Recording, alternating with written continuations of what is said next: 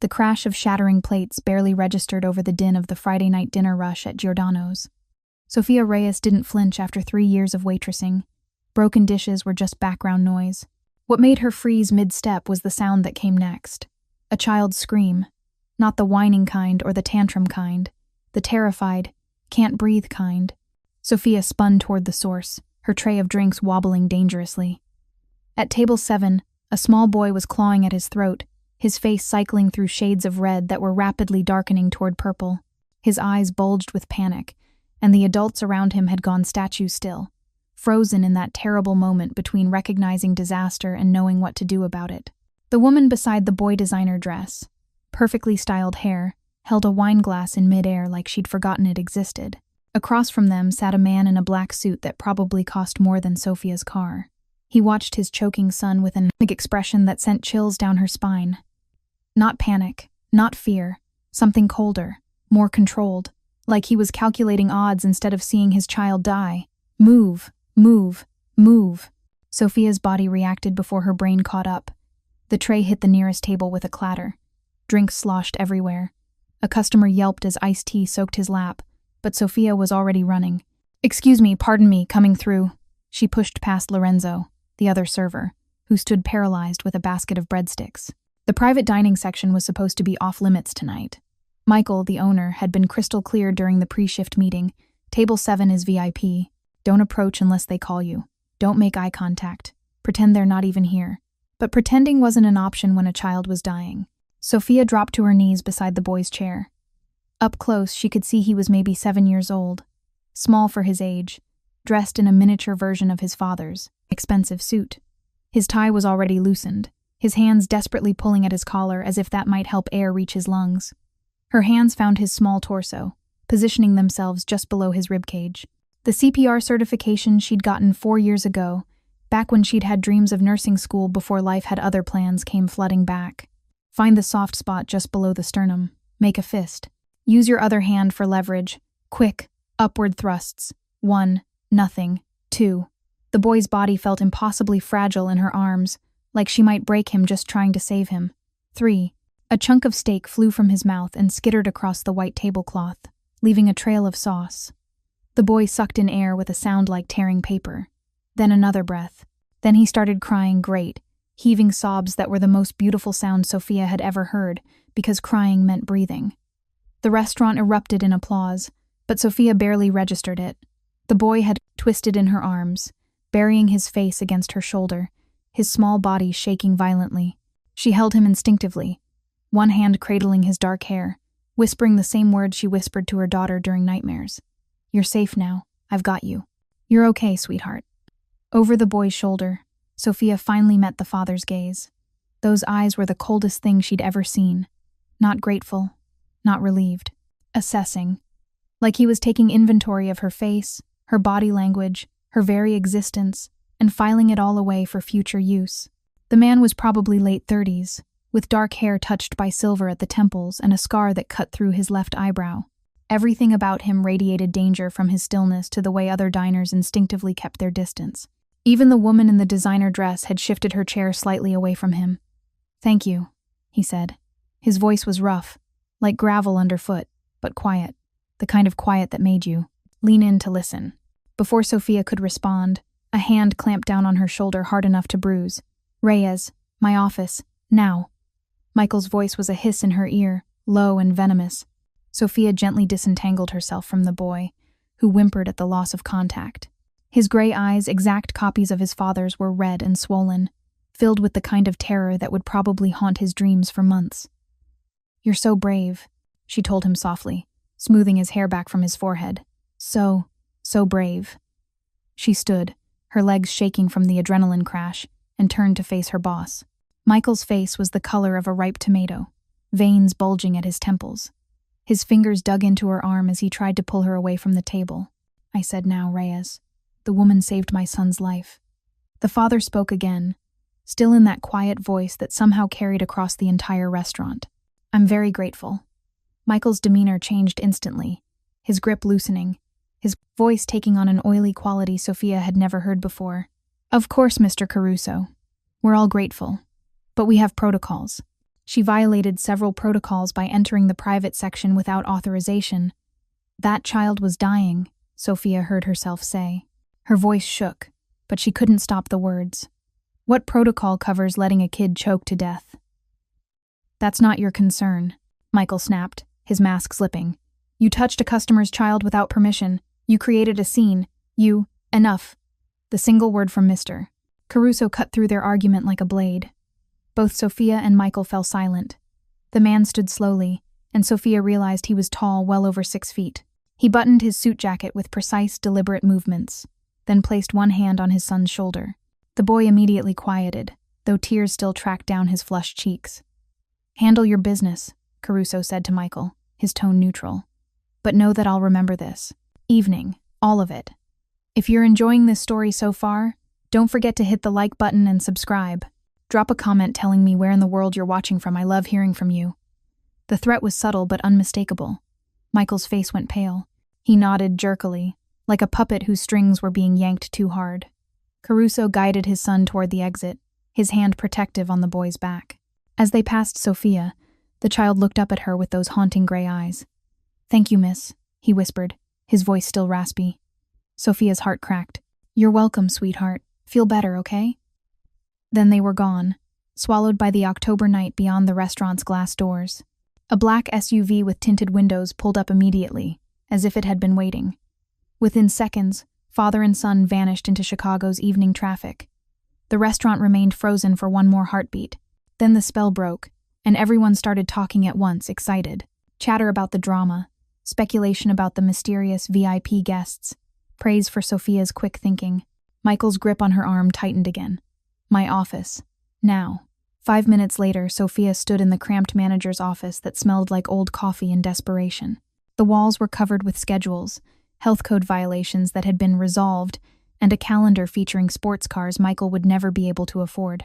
He paced behind his desk, running his hands through his thinning hair. When he finally spoke, his voice was shrill, all pretense of control abandoned. Do you have any idea who that was? A father whose son I saved from choking to death, Sofia said evenly. That was Dante Caruso. Michael slammed his hand on the desk, making a coffee mug jump. Do you understand what you've done? Do you understand what kind of man? He stopped himself, took a breath, started again. You don't touch those people. You don't look at those people. And you certainly don't create a spectacle that draws attention to them dining at my restaurant. Your restaurant? Sofia felt her own temper rising. Last I checked, you just manage it. You don't own it. Wrong thing to say. Michael's face went from red to purple. You're fired. The words hit her like a physical blow. You can't be serious. Dead serious. He pulled an envelope from his desk drawer and threw it at her feet. There's your final paycheck. Now get your things and get out before I call the police and have you removed for trespassing. Sofia stared at the envelope on the floor. 3 years. 3 years of double shifts and rude customers and kitchen staff who thought harassment was flirting. 3 years of saving every tip in a coffee can because her bank account stayed perpetually overdrawn. 3 years of smiling through the exhaustion because Lily needed her to keep this job. Lily. Oh God, Lily. How was she going to tell her 5-year-old daughter that mommy lost another job? Sofia bent down and picked up the envelope, her hands surprisingly steady. She met Michael's eyes, seeing nothing there but petty vindictiveness and fear of whoever Dante Caruso really was. You're a coward, she said quietly. Get out. Sofia walked out of the office, past the kitchen where the cooks pretended not to watch, past the host stand where Maria mouthed, I'm sorry, and out into the cold October night. The door closed behind her with a final sounding click. She stood on the sidewalk, still wearing her black apron, and realized she was shaking. Not from cold, from rage, from the injustice of it all, from the bone-deep exhaustion of working herself to death, and still never having enough, never being enough. The envelope felt heavy in her hand. She opened it right there under the streetlight. The check was for $243.17. 2 weeks of tips that Michael had been holding for her, minus the cost of the drinks she'd spilled tonight. Sofia laughed a sharp, bitter sound that echoed off the buildings. Then, because there was nothing else to do, she started walking toward the bus stop. Her shift was supposed to end at 11. It was barely 9:30, and her entire life had just collapsed. She pulled out her phone to check the bus schedule, trying to calculate how long it would take to get home to Mrs. Chen's apartment, where Lily was probably already asleep after their elderly neighbor had fed her dinner and helped with homework. Sofia didn't notice the black SUV idling across the street, didn't see the gray eyes watching her through tinted glass, didn't know that her life was about to change in ways she couldn't begin to imagine. All she knew was that tomorrow she'd have to figure out how to pay rent with $243 to her name, how to explain to Lily why they might have to move again, how to find another job that would work around kindergarten drop-off and pickup times. Tomorrow felt impossibly far away. Sofia's apartment building looked worse in the dark. The security door had been broken for 6 months, hanging at an angle that let anyone walk right in. The fluorescent light in the stairwell flickered epileptically, casting everything in harsh, stuttering illumination. She climbed the 3 flights to her floor slowly, each step heavier than the last. Her feet ached, her head ached, her heart ached. At the 3rd floor landing, she nearly collided with Mrs. Chen, who was locking her door across the hall. "Sofia, you're home early." The elderly woman's smile faded when she saw Sofia's face. "What happened?" "I got fired." The words felt surreal, like they belonged to someone else's life. Mrs. Chen's expression shifted from concern to worry. "Oh, honey. Come, sit. I'll make tea." "I can't, Lily. Is sleeping soundly. I checked on her 10 minutes ago." "Mrs." Chen took Sofia's arm gently. "You look like you need a minute before you face her." Sofia wanted to refuse. Wanted to go straight to her own apartment, crawl into bed, and pretend this day had never happened. But Mrs. Chen had been so good to them, watching Lily for free, sharing meals when she noticed their cupboards getting bare, never asking questions about why Sofia worked so many hours or why Lily's father was never mentioned.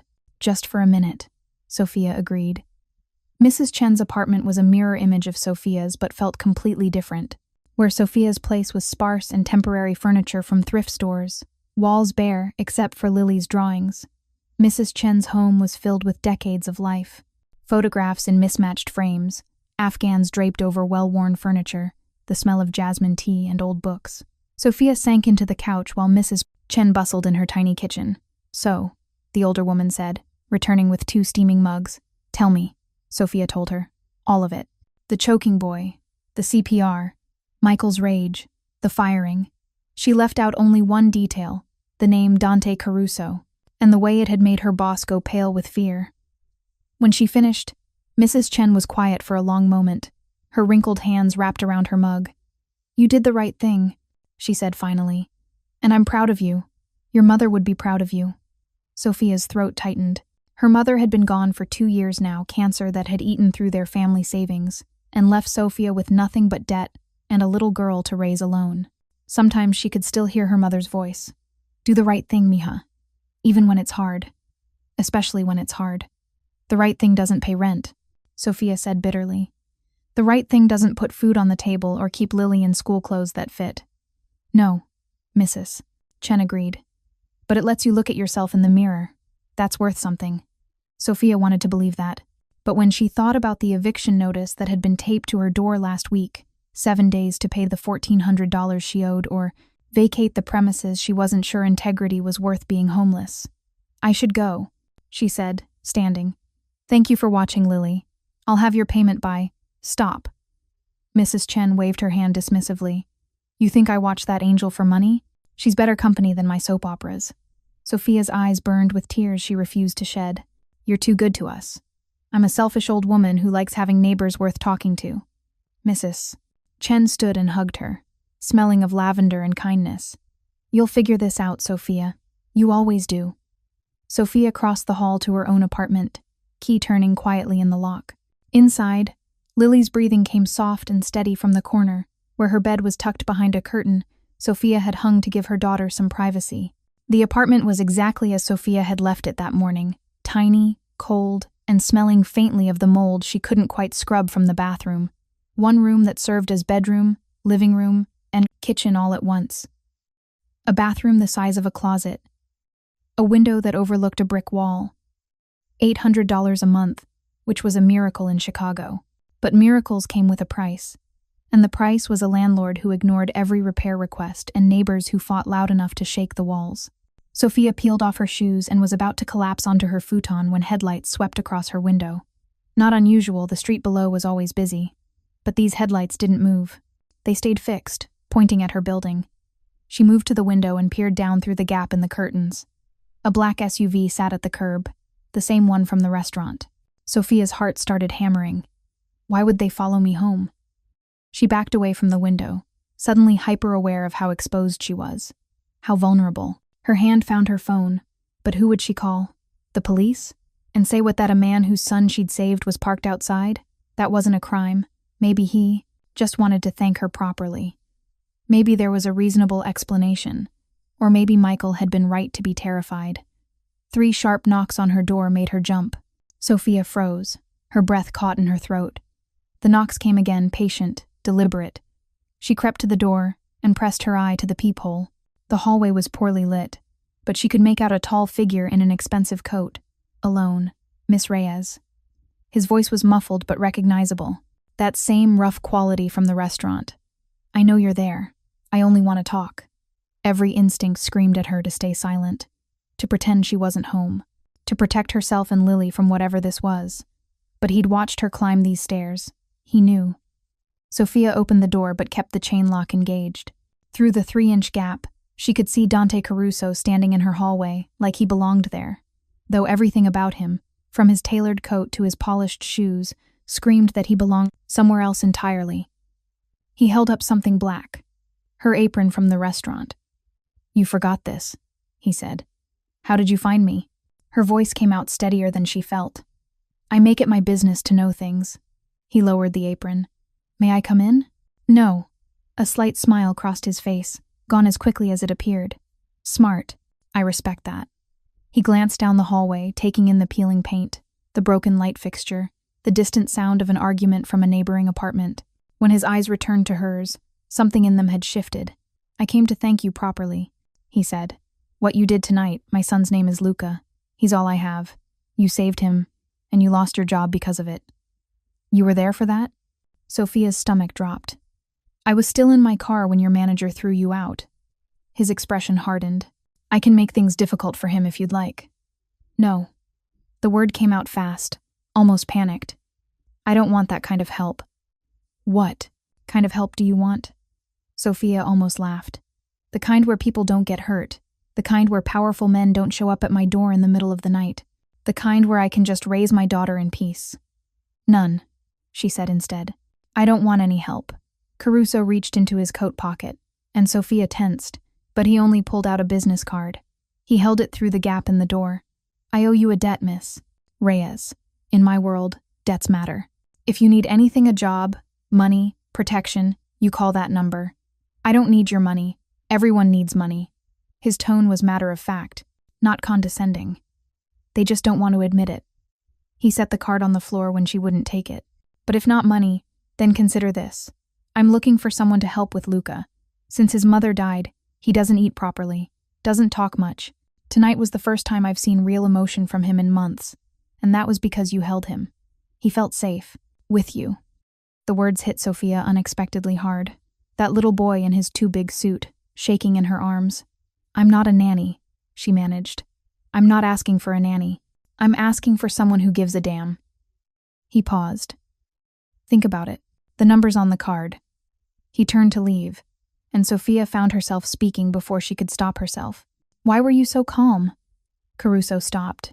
When he looked back, his expression was carefully neutral.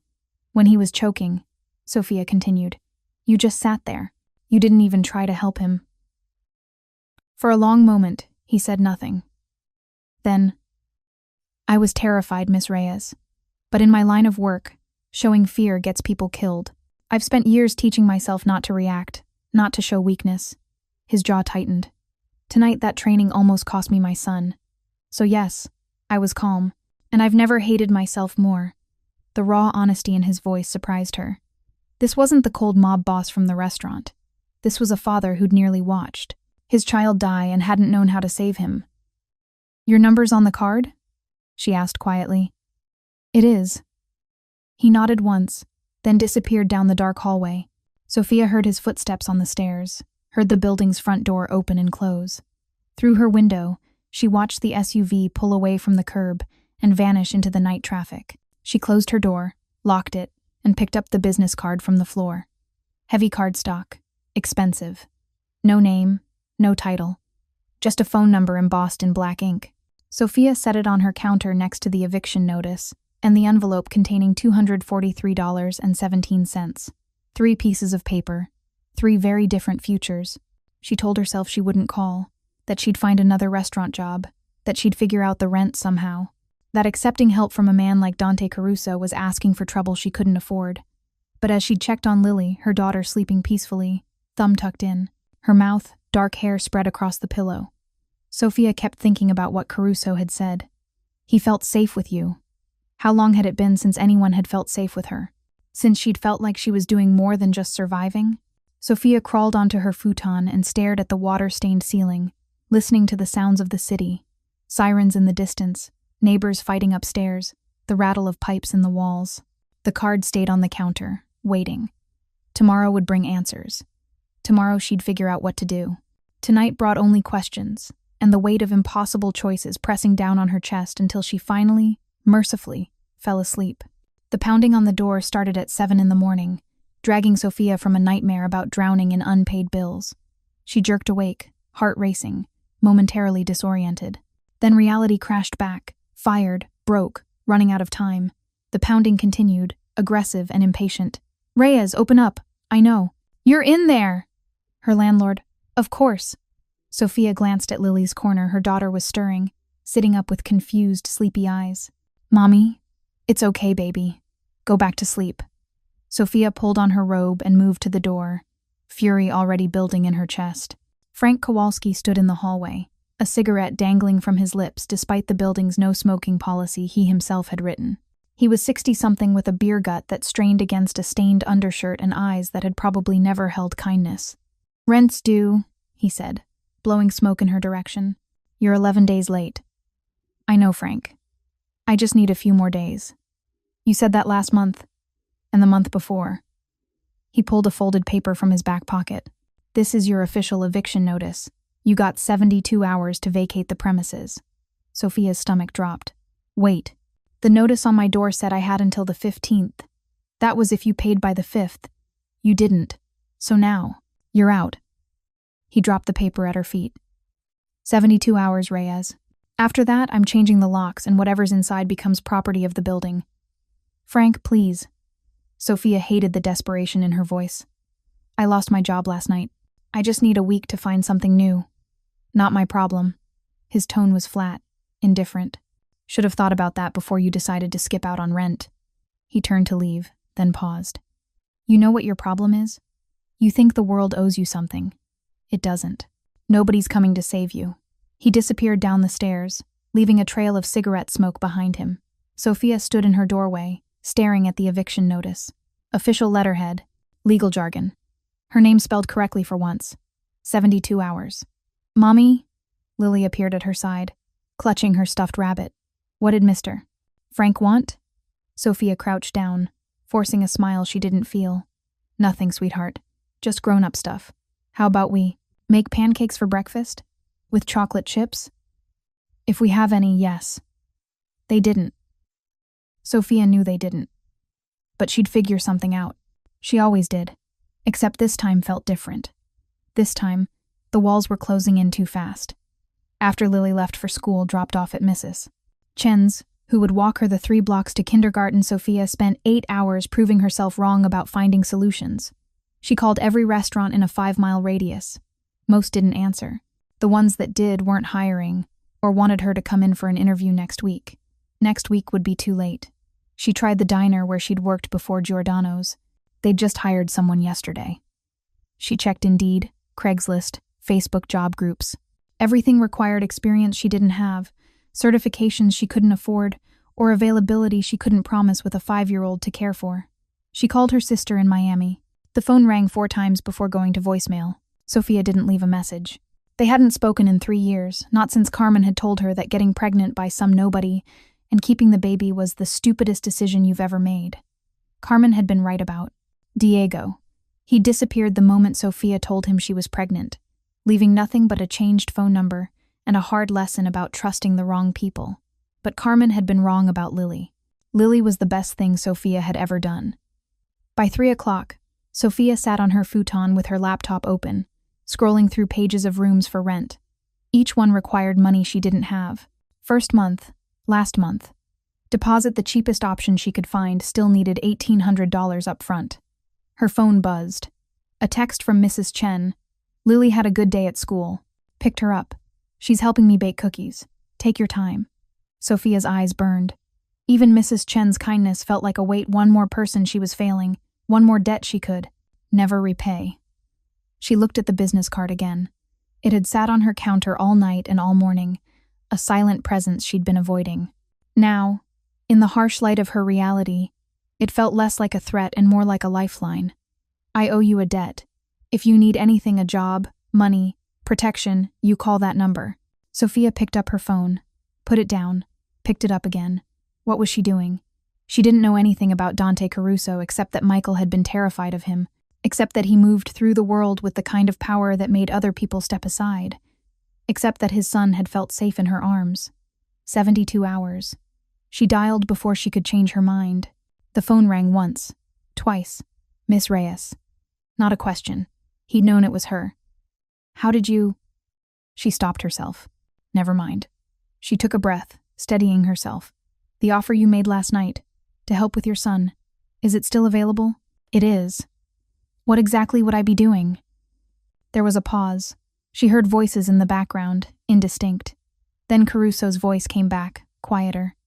Luca hasn't eaten a real meal in days. He barely speaks. The staff tries, but he pushes them away. I need someone who can reach him. Someone he trusts. He doesn't know me.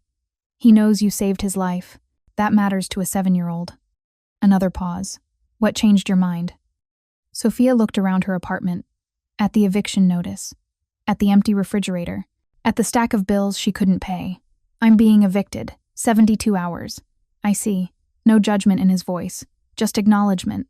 The position comes with room and board. Your own suite in the house. Salary is negotiable. I'm not looking for charity. And I'm not offering it. My son needs help. You need a job. This is business. He paused. There is one thing you should know. What? People will talk. A young woman living in my house. There will be assumptions. Some of them dangerous. Are you prepared for that? Sofia thought about sleeping on the street. About Lily in a homeless shelter. About Mrs. Chen's face when she had to explain they were leaving.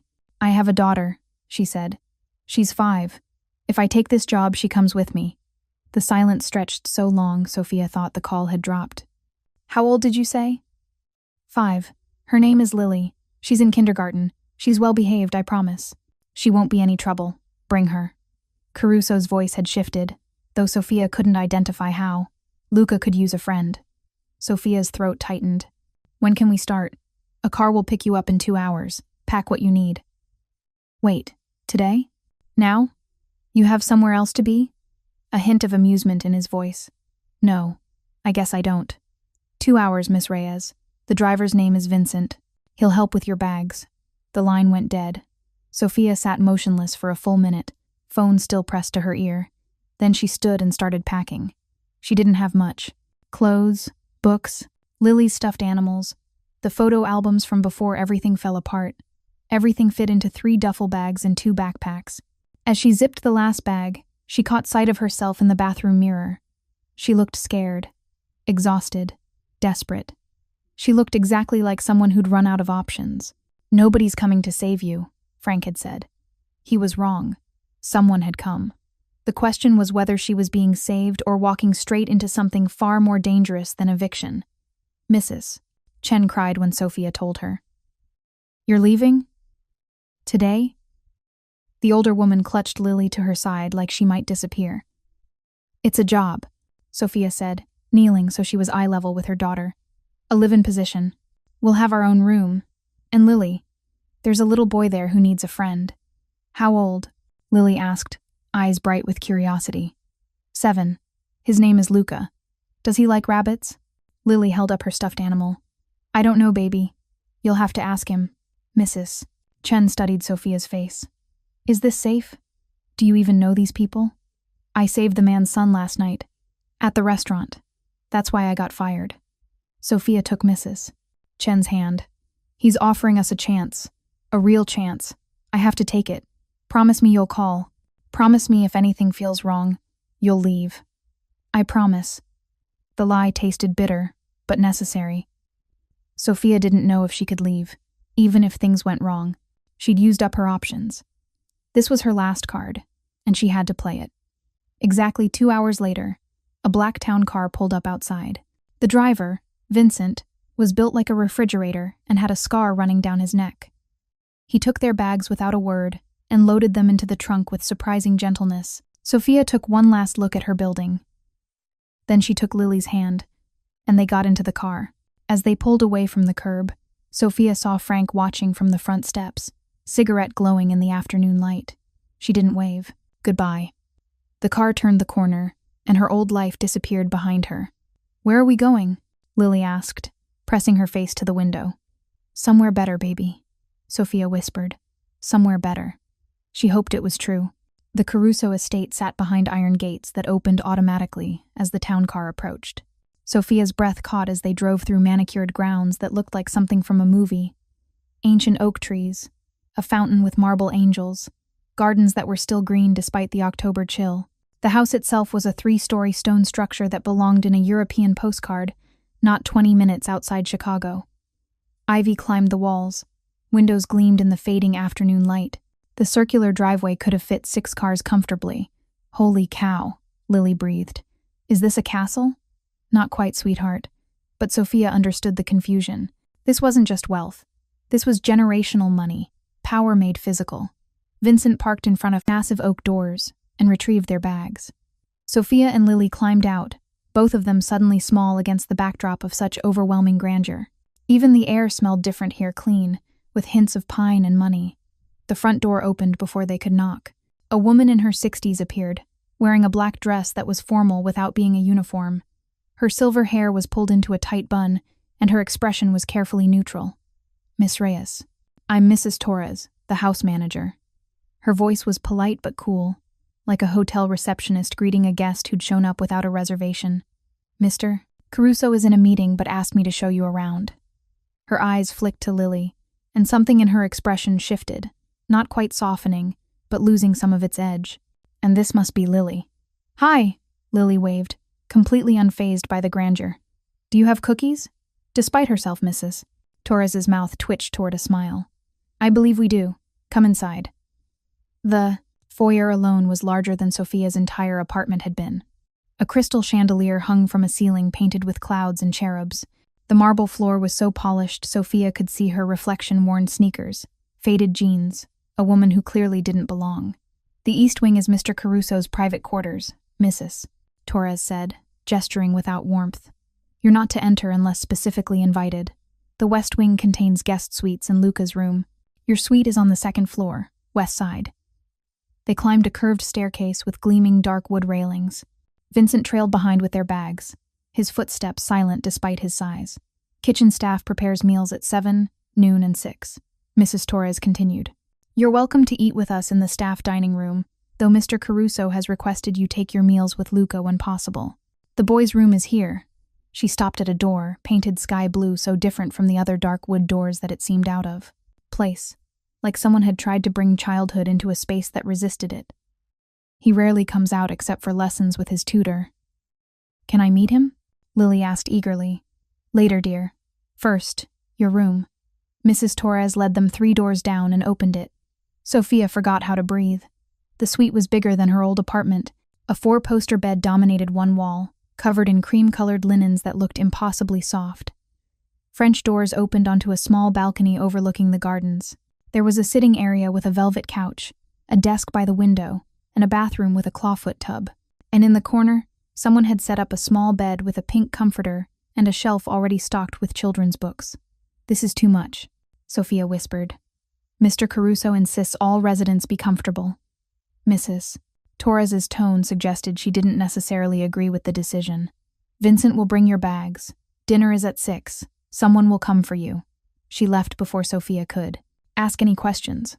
Lily ran to the small bed, bouncing on it with delight. Mommy, it's so soft. And look, there's a unicorn. She held up a stuffed animal that had been placed on the pillow. Sofia sank onto the edge of the adult bed, overwhelmed. This wasn't just a job. This was a complete transformation of their lives, and she had no idea what it would cost. At 5:30, Sofia couldn't stand the silence anymore. The house was too quiet, no traffic noise, no neighbors fighting, no sirens, just an oppressive stillness that felt like the building was holding its breath. "Want to explore?" she asked Lily. They ventured into the hallway. Voices drifted from somewhere below staff, maybe, or Caruso's mysterious meeting. Sofia walked past Luca's blue door and stopped. Should she knock? Mrs. Torres had said later. But what did that mean? Before she could decide, she heard it. Soft, almost inaudible crying. Sofia pressed her ear to the door. Yes, definitely crying. A child trying very hard to be quiet about it. She knocked gently. "Luca? It's Sofia. From the restaurant. Can I come in?" The crying stopped immediately. Silence. "You don't have to open the door if you don't want to. I just wanted to check if you're okay." More silence. Then, so quietly she almost missed it. "Go away." The words hurt more than they should have, but at least he'd spoken. That was something. "Okay," Sofia said softly. "I'll go away, but I'll be right down the hall if you change your mind. Room 207. That's me and my daughter Lily. She's 5, and she really likes rabbits if you ever want to talk about rabbits." She walked back to her room, leaving the door slightly ajar. Maybe he'd hear it as an invitation. "Why was he crying?" Lily asked. "Because he's sad, baby. His mommy died, and that makes people very sad for a long time." Lily processed this, her small face serious. "Like how you cry sometimes at night when you think I'm asleep?" Sofia's heart clenched. "Yeah, sweetheart, like that. Maybe we can help him be less sad. Maybe we can." At exactly 6 o'clock, someone knocked. A young woman in a gray dress stood there, eyes downcast. "Dinner, miss. I'll take you to the dining room." "Is Luca coming?" Lily asked hopefully. "Master Luca takes his meals in his room." The title sounded wrong in the girl's American accent, like she was play-acting at being British. Sofia took Lily's hand, and they followed the girl downstairs to a dining room with a table that could seat 20. Dante Caruso sat at one end, still wearing his suit from earlier, a laptop open beside his plate. He looked up when they entered, and his expression softened when he saw Lily. "You must be Lily," he said, his rough voice gentler than Sofia had heard it. "I'm Mr. Caruso. Welcome to my home." "Thank you." Lily climbed into the chair next to him without any fear. "Your house is really big. Do you have any kids I can play with?" "I have a son. His name is Luca. He's 7, Sofia said. "He's sad because his mommy died." Lily's bluntness made Sofia wince, but Caruso didn't flinch. "That's right. He is very sad. I can help him feel better if he wants. I'm really good at making people laugh." Caruso studied Lily for a long moment, and Sofia saw something crack in his careful control. A glimpse of pain, of hope, of a father desperate for his son to laugh again. "I think he would like that very much," Caruso said quietly. A man in a white coat appeared and set plates before them. Chicken in wine sauce, vegetables arranged artfully, potatoes that had been sculpted into perfect spheres. Lily stared at her plate. "This is fancy." "You don't have to eat it all," Sofia said quickly. "Just try. It's delicious." Lily had already taken a bite, her eyes wide. "Mommy, it's so good." Despite everything, Sofia smiled. Her daughter's joy was infectious, even here in this strange, overwhelming place. "Luca's not joining us?" Sofia asked, turning to Caruso. "Luca doesn't join anyone." He closed his laptop. "He has dinner brought to his room, leaves it untouched. We throw it away. Repeat daily." "How long has this been going on?" 8 months. He picked up his wine glass but didn't drink. "Since the funeral. His mother, my wife, died in a car accident. Luca was with her." Sofia's breath caught. "Oh God." He walked away without a scratch. Physically, Caruso set the glass down. But mentally, the therapist says it's traumatic selective mutism and complicated grief. I say it's my fault for not being there. The raw pain in his voice made Sofia's heart ache. This wasn't the cold, calculating man from the restaurant. This was a father drowning, unable to reach his son. "He spoke to me," Sofia said. "Just now, outside his door. He told me to go away." Caruso's head snapped up, and she saw something like hope flash across his face. He spoke? What did he say exactly? Just 2 words, but yes. For the first time since she'd met him, Dante Caruso smiled, a real smile that transformed his entire face, made him look younger, almost vulnerable. Miss Reyes, you've been here less than 2 hours and already accomplished more than 8 months of therapists. He raised his wine glass. Perhaps this arrangement will work after all. Sofia tried to smile back, but something felt off. The house was too quiet. The staff moved like ghosts, and Caruso's hope seemed fragile, like it might shatter at the slightest touch. Somewhere above them, a small boy sat alone in his blue room, surrounded by silence. Tomorrow Sofia would figure out how to reach him. Tonight, she just hoped she'd made the right choice. If you're hooked on this story, make sure to subscribe and turn on notifications so you never miss an upload. Your support means everything and helps me bring you more emotional stories like this one. Sofia woke at dawn to the sound of footsteps outside her door. She lay still, listening to the quiet parade of staff beginning their day, soft voices, the distant clatter of dishes, water running through old pipes, the sounds of a house coming alive while pretending to stay silent. She'd barely slept. The bed was too soft, the room too quiet, and her mind wouldn't stop replaying Caruso's words. 8 months of silence, 8 months of not eating, 8 months of a child locked in grief. What was she supposed to do that trained therapists couldn't? Beside her, Lily slept peacefully, her small body curled around her stuffed rabbit. At least one of them felt safe here. By 7 o'clock, Sofia had showered and dressed in jeans and a simple sweater. Her nicest clothes felt wrong here, like wearing a costume to a play she hadn't auditioned for. She left Lily sleeping and found her way to the kitchen, following the smell of coffee and fresh bread. The kitchen was enormous, all stainless steel and marble countertops. A man in chef's whites looked up from chopping vegetables, surprised to see her. "You're the new one," he said, not unkindly. He was maybe 45, with forearms like tree trunks and a Brooklyn accent. "Tony, head chef. You need something?" "Just coffee, and maybe," Sofia hesitated. "Could I make breakfast? For Luca?" Tony's knife paused mid-chop. "We prepare all meals here. I know. But I was thinking Luca's breakfast. Could I make it? Something simple. Kid doesn't eat what we make anyway." Tony shrugged. "Knock yourself out. Eggs are in the fridge. Pans under the island." Sofia found what she needed and got to work. She made scrambled eggs the way her mother used to, with a little milk, cooked slow and gentle. Toast cut into triangles because Lily had once declared that triangles tasted better than squares. A glass of orange juice with exactly 3 ice cubes. Then she did something that would have gotten her laughed out of any professional kitchen. She found a permanent marker and drew a smiley face on the napkin. "That's cute," Tony said, watching. "Won't work, though. Kid's been through every trick in the book." "Maybe he needs a new book," Sofia said quietly. She carried the tray upstairs. Outside Luca's blue door, she hesitated. What if he told her to go away again? What if he screamed? What if Caruso fired her for pushing too hard on day 1? She knocked anyway. No answer. "Luca, I brought breakfast. I'm going to leave it outside your door, okay? You don't have to eat it if you don't want to." She set the tray down and did something that felt crazy, even as she did it. She sat on the floor, back against the wall opposite his door, and started humming. It was a song her mother used to sing while cooking something old, maybe Mexican, maybe just something her mother had made up. Sofia had never known the words, just the melody that meant warmth and safety and home.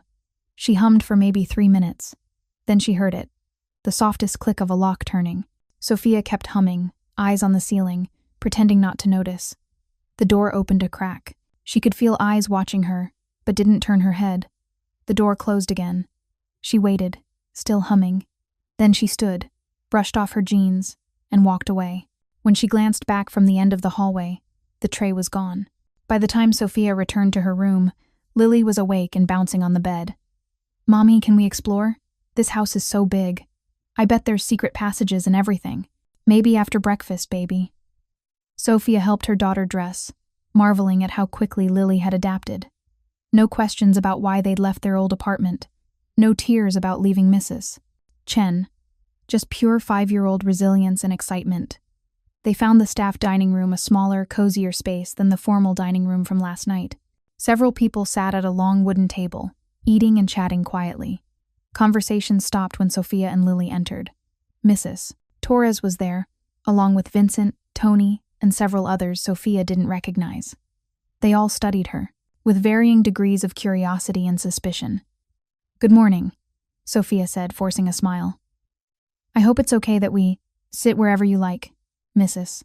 Torres said, her tone neutral. "Help yourselves to the buffet." Sofia loaded plates for herself and Lily, acutely aware of the eyes following their every move. As they sat down, the quiet conversations resumed, but she caught fragments. "Wonder how long this one will last. Heard she's got no experience with children except her own. Caruso's getting desperate if he's hiring waitresses off the street."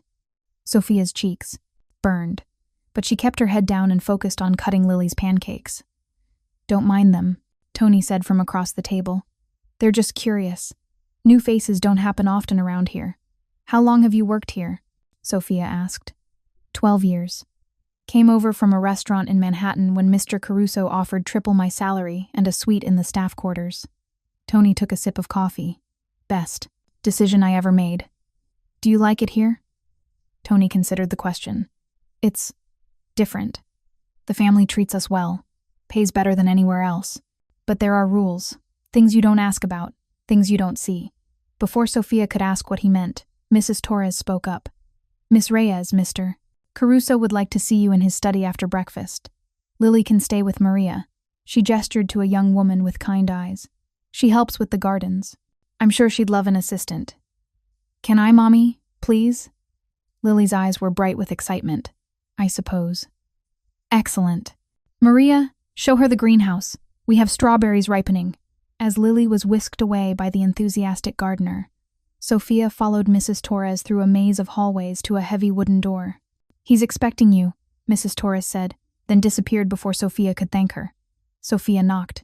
"Come in." Caruso's study was exactly what she'd expected. Floor-to-ceiling bookshelves, a massive desk, covered in papers and computers, leather furniture that probably cost more than a year of her old salary. But what caught her attention were the photographs on the walls. Luca, at various ages, always with a beautiful dark-haired woman who must have been his mother. The resemblance was striking. Caruso stood by the window, looking out at the grounds. He'd traded his suit for dark slacks and a sweater, making him look more approachable but no less powerful. "The tray from Luca's room was empty," he said without preamble. "Every bite gone." Sofia's heart leaped. "Really?" "Really." He turned to face her, and she saw genuine emotion in his eyes. "What did you do differently?" "I made it myself, kept it simple. And She hesitated. "I sat outside his door and hummed. My mother used to sing while she cooked, and I thought maybe it worked." Caruso moved to his desk, pulling out a folder. "I need you to understand something, Miss Reyes. What you're doing here, it's more important than you realize. Luca isn't just sad, he's slipping away. Every day he's a little more distant, a little more unreachable. The therapists say if we can't break through soon..." He didn't finish the sentence. He didn't need to. "I'll do everything I can," Sofia promised. "I know you will." He opened the folder. "This is your employment contract. Room and board for you and Lily, plus $5,000 per month. Health insurance. Use of a car when needed. Lily can attend the same private school Luca will return to when he's ready, full tuition covered." Sofia's hands shook as she took the papers. $5,000. More than twice what she'd made at the restaurant. Plus housing, plus school for Lily, plus benefits. "This is too much," she whispered. "It's what you're worth." Caruso's voice was firm. "My son is eating for the first time in weeks because of you. That's priceless." Sofia read through the contract carefully, looking for catches, for fine print that would trap her. But it was straightforward, almost too straightforward. "There's one clause I need you to understand," Caruso said, pointing to a paragraph near the end. "Discretion. What you see here, what you hear, who comes and goes, none of it leaves this property. Ever. Can you agree to that?" Sofia thought about the fragments of conversation she'd overheard, about Michael's fear, about the way everyone seemed to tiptoe around Caruso's world. What exactly would I be keeping quiet about? My business dealings, my associates, the fact that powerful people sometimes have powerful enemies. He met her eyes. "I won't lie to you, Miss Reyes. There are aspects of my life that aren't conventional, but I keep that world separate from Luca, from this house. I need to know you'll respect that boundary." It wasn't an answer, but it was honest enough. Sofia signed the contract. At noon, she brought lunch to Luca's door. Peanut butter and jelly grape, cut into 4 triangles with carrot sticks and apple slices arranged like a sun. Another smiley face on the napkin. This time, when she sat and hummed, the door opened wider. Through the crack, she could see one gray eye watching her. "That's a pretty song," a small voice said. Sofia's heart jumped, but she kept her tone casual. "Thanks. My mom used to sing it. What's it called?" "I don't know. She never told me." Sofia tilted her head thoughtfully. "Maybe it doesn't have a name. Maybe some songs are just feelings, you know?" Silence. Then, "What feeling is this one?" "Safe," Sofia said softly. "It feels like being safe." The eye disappeared. The door closed. But when she came back later, the plate was empty, except for 1 carrot stick. Dinner was the breakthrough. Sofia asked Tony to teach her how to make spaghetti with butter and parmesan simple, the kind of thing a kid might actually eat. She brought it up on a tray with apple juice and the same napkin trick, but this time she drew a cat. "I'm terrible at drawing," she said, to the closed door. "This is supposed to be a cat, but it looks more like a potato with legs." My daughter used to laugh so hard when I'd try to draw animals. She'd say, "Mommy, that's not a horse, that's a rectangle with sticks." She heard something that might have been a giggle, quickly stifled. "I know you're laughing at my cat potato," Lena tried to sound offended. "I'll have you know this is a very sophisticated artistic style. It's called abstract realism." "Yeah, that's totally a thing." The door opened. Not a crack this time, but halfway. Luca stood there in pajamas covered with cartoon dinosaurs, his dark hair messy from a day spent in bed. He was smaller than she'd expected, thin in a way that spoke of too many missed meals. His father's gray eyes looked enormous in his pale face, and there was something fragile about him, like a bird with a broken wing learning to fly again. He looked at the tray, then at Sofia, then back at the tray. "That's not a cat," he said. "Seriously. What is it then?" "A blob." "A blob?" "A happy blob." Nico pointed at the smiley face she'd drawn next to it. "See? It's smiling." Sofia pretended to study her drawing critically. "You're right. Definitely a happy blob. My mistake." The corner of Luca's mouth twitched. Not quite a smile, but close. So achingly close. "Can you?" He looked down at his feet. "Can you eat with me?" "I don't like eating alone." Sofia's throat tightened. "I would love to eat with you." She picked up the tray and followed him into his room. It was exactly what she'd expected and nothing like it at the same time. Toys lined up in precise rows, never played with. A bookshelf full of books with uncracked spines, but the walls were covered in drawings. All of them featuring 3 people, a tall man, a woman with long dark hair, and a small boy, a family. There was no 4th person in any of the drawings. Luca sat on his bed and patted the space beside him. Sofia sat, and he immediately moved closer, not touching, but near enough that she could feel his small warmth. She handed him a fork and took one for herself, twirling spaghetti even though she'd already eaten with Lily in the staff dining room. He took a bite, chewed, swallowed, took another. They ate in silence, but it wasn't the wrong silence from yesterday. This was companionable, comfortable. When Luca finished half his plate, more than he'd probably eaten in days, he set down his fork and looked at her. "Will you sing the song again?" "Of course," Sofia hummed while Luca leaned against her shoulder, his small body finally relaxing. When the song ended, he whispered, "You smell like my mom, like vanilla and cookies." "I use vanilla lotion," Sofia said softly. She did too. His voice got smaller. "I miss her." "I bet you do, sweetheart. Dad says I can't talk about her because it makes him too sad. So I just don't talk." The words broke Sofia's heart. She wrapped an arm around him, and he didn't pull away. "You can talk about her with me," Sofia said. "Anytime you want, and it won't make me too sad. I promise." Luca nodded against her shoulder. Then, so quietly she almost missed it, "She would have liked you." When Sofia looked down, Luca was smiling. A real, genuine smile that lit up his entire face. From the doorway came a sharp intake of breath.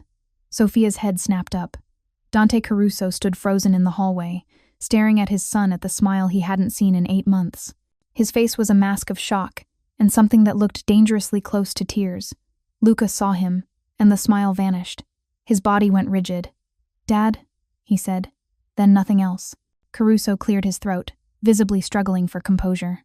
I'm glad you ate, Luca. Sofia made it. I know. Caruso's eyes found Sofia's, and in them she saw gratitude so profound it hurt to witness. Thank you, Miss Reyes. He left before either of them could respond, his footsteps quick and heavy in the hallway. Luca, relaxed again, snuggling back into Sofia's side. He's scared, the boy whispered. Scared of what? Of me, because I look like Mom. Luca's voice was matter-of-fact, like he'd thought about this a lot. It makes him remember, and remembering hurts him. Sofia didn't know what to say to that. The wisdom was too much for a 7-year-old, born from too much pain and too much silence, so she just held him tighter and hummed until his breathing deepened into sleep. She stayed there long after her legs went numb, watching this broken little boy dream, hoping that tomorrow he might smile again. 3 weeks passed in a rhythm that started to feel almost normal. Luca began eating regularly, not everything, but enough. He talked more, though mostly to Sofia, and increasingly to Lily, who'd taken to his quiet nature with the determination of a hurricane deciding to befriend a whisper. Luca, look! I made a bracelet! You want one? Luca, did you know rabbits can jump 3 feet high? That's, like, super tall for a rabbit. Luca, Sofia said, we can make cookies later. Will you help? I'm not very good at measuring stuff.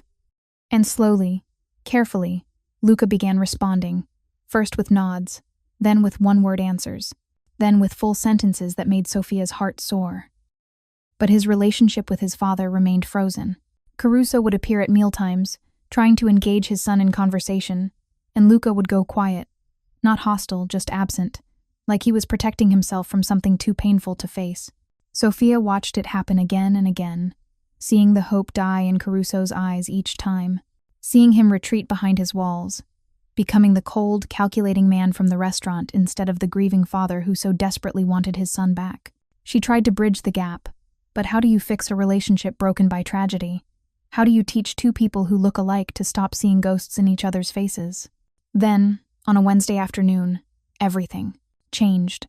Sofia was in the garden with both children, watching Lily teach Luca how to make flower crowns. The October sun was warm, and for a moment, everything felt peaceful. That's when Vincent appeared, his face grim. Miss Reyes, Mr. Caruso needs you in his study. Immediately. The tone sent ice through her veins. What's wrong? Just come. Bring the children. Sofia's heart hammered as she gathered Lily and Luca, both confused by the sudden urgency. Vincent led them not to the study but to a room Sofia had never entered, some kind of security center with monitors showing every angle of the property. Caruso stood in front of the screens, his entire body radiating tension. When he turned, his face was carved from stone. We have a problem, he said. A significant problem. He pulled up footage from earlier that day, the front gate, a delivery truck arriving. Normal enough. But then Caruso zoomed in on the driver's face, and Sofia saw him exchange something with one of the guards. Not packages. An envelope. That guard has been with me for 4 years, Caruso said, his voice deadly quiet. This morning he was paid $5,000 to provide information about my household, specifically about you, Miss Reyes, and the children. Sofia's blood turned to ice. Paid by who? An organization that would very much like to see me weakened. They've learned that Luca is improving, that there's a woman living here who seems to matter to him. Caruso's jaw tightened. They want to use that against me. How? Instead of answering, Caruso pulled up another image, a photograph, grainy and taken from a distance. It showed Sofia in the garden with Luca and Lily, all 3 of them laughing.